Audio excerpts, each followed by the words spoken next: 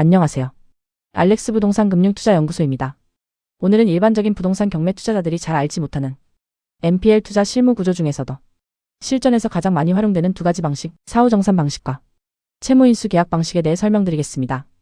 특히 이 내용은 부동산을 단순히 낙찰받는 수준이 아니라 채권을 활용하여 레버리지와 현금 흐름 구조를 만드는 투자자라면 반드시 이해해야 하는 핵심 내용입니다. 1.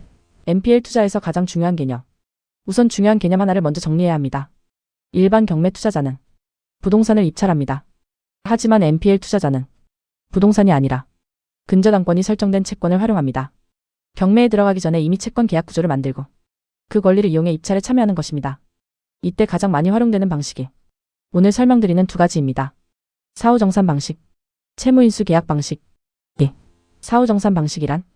사후정산 방식은 정식 명칭으로는 입찰 참가 이행 조건부 채권 양수도 계약.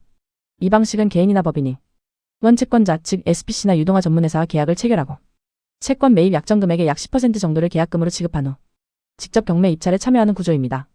핵심은 여기입니다. 채권 자체를 먼저 완전히 이전받는 것이 아니라 입찰에 성공하면 정산한다는 조건으로 계약을 체결하는 것입니다. 4. 왜 이 방식이 유리한가? 가장 큰 장점은 채권 행사 권리금액 기준으로 입찰이 가능하다는 점입니다. 예를 들어 설명해 보겠습니다. 실제 NPL 채권을 2억 원에 할인 매입하기로 계약했다고 가정해 보겠습니다. 그런데 채권의 권리금액, 즉 원금과 이자 등을 합친 행사 가능 금액이 3억 원이라면 투자자는 3억 원 범위 내에서 입찰에 참여할 수 있습니다. 이 말은 무엇이냐? 실제 투자 원금보다 더 높은 금액으로 낙찰을 받을 수 있다는 의미입니다.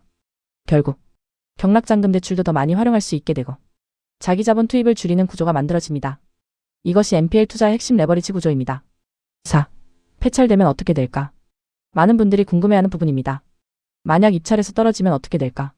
사후정산 방식에서는 입찰 보증금은 법원으로부터 반환받고 채권 계약 당시 지급했던 계약금도 현 채권자로부터 반환받습니다. 즉 계약 자체가 원칙적으로 무효 처리됩니다. 그래서 이 구조는 실제 채권 소유권 이전 없이 경매 참여 권한만 활용하는 구조라고 이해하시면 됩니다. 사후정산 방식의 특징.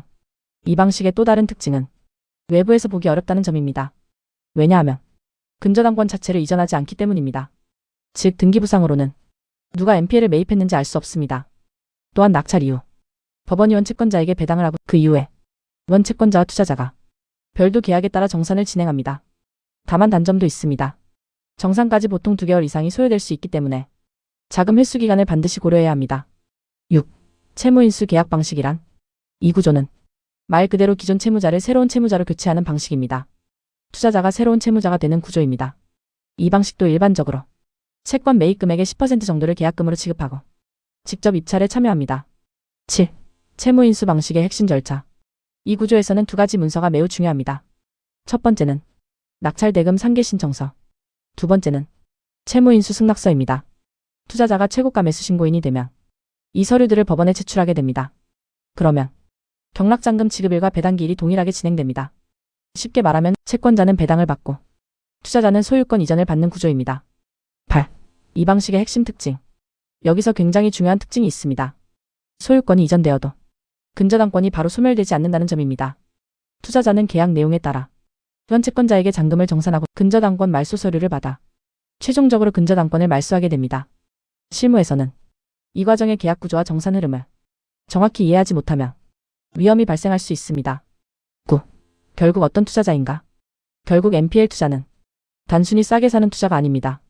채권 배당, 경매, 대출, 등기, 정산 구조를 모두 이해해야 가능한 투자입니다.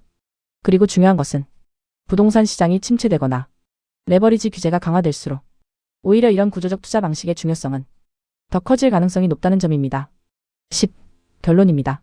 오늘은 NPL 투자 실무에서 론세일 방식 외에 가장 많이 활용되는 사후정산 방식, 채무인수 계약 방식 두 가지 구조를 설명드렸습니다. 이 구조를 이해하면 왜 일부 투자자들이 부동산이 아니라 채권에 집중하는지 그 이유를 알게 됩니다. 앞으로도 실제 NPL 투자 구조와 경매 실무 GPL 투자 현금 흐름 전략에 대한 내용을 다음 편에 이어서 정리해드리겠습니다. 감사합니다.